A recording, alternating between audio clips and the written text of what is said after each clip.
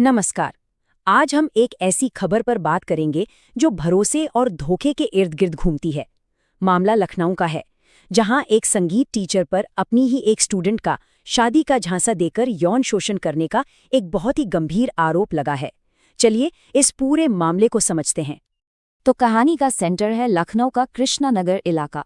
यहीं पर नीरज वर्मा नाम के एक संगीत शिक्षक को हाल ही में गिरफ्तार किया गया है। पर सवाल ये है कि आखिर ये गिरफ्तारी हुई क्यों? तो सबसे पहला और सबसे जरूरी सवाल कि आखिर नीरज वर्मा पर आरोप क्या हैं?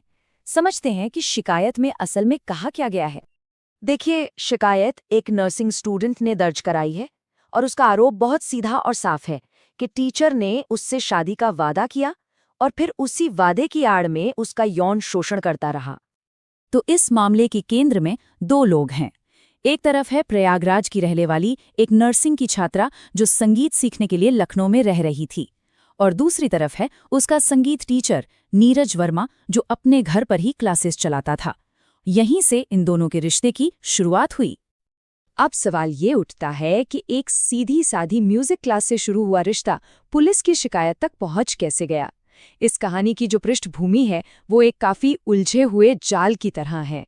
शिकायत के मुताबिक जो घटनाओं का क्रम है वो कुछ इस तरह से था। सबसे पहले छात्रा ने संगीत सीखना शुरू किया, फिर टीचर ने उसे कथित तौर पर अपने प्रेम जाल में फंसा लिया, और फिर शादी के वादे के आधार पर यौन शोषण का एक सिलसिला शुरू हो गया। हर कहानी में एक टर्निंग पॉइंट आता है। इस रिश्ते में भी वो मोड़ तब आया जब बात शादी तक पहुंची और उस वादे को निभाने का वक्त आया जो किया गया था। जब छात्रा ने शादी की बात की तो उसे एक ऐसा जवाब मिला जिसकी शायद उसे उम्मीद नहीं थी। टीचर ने कथित तौर पर यह कहकर शादी से साफ इनकार कर दिया कि दोनों अलग अलग जाति के हैं, और बस यही वो पल था जब ये रिश्ता टूट गया।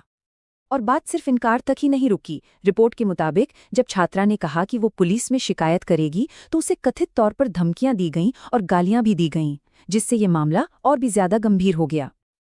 अच्छा, इन सब घटनाओं के बाद मामला कानूनी कार्रवाई की तरफ बढ़ा। अब देखते हैं कि जब न्याय की मांग की गई तो प्रशासन ने क्या कदम उठाए। इसके बाद कानूनी प्रक्रिया काफी तेजी से आगे बढ़ी। छात्रा कृष्णानगर थाने गई और एक ऑफिशियल कंप्लेंट दर्ज कराई। पुलिस ने उसके बयान के आधार पर रेप और धमकी देने के चार्जेस में केस रजिस्टर किया और फिर आरोपी नीरज वर्मा को गिरफ्तार कर लिया।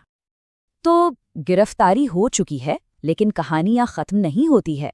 अब ये मामला अदालत में जाएगा, लेकिन ये केस हमें ये सोचने पर मजबूर जरूर करता है कि भरोसे पर बने रिश्तों में किए गए वादों की कानूनी और नैतिक सीमाएं आखिर क्या होती हैं। इस मामले का अंजाम जो भी हो, ये एक बहुत ही महत्वपूर्ण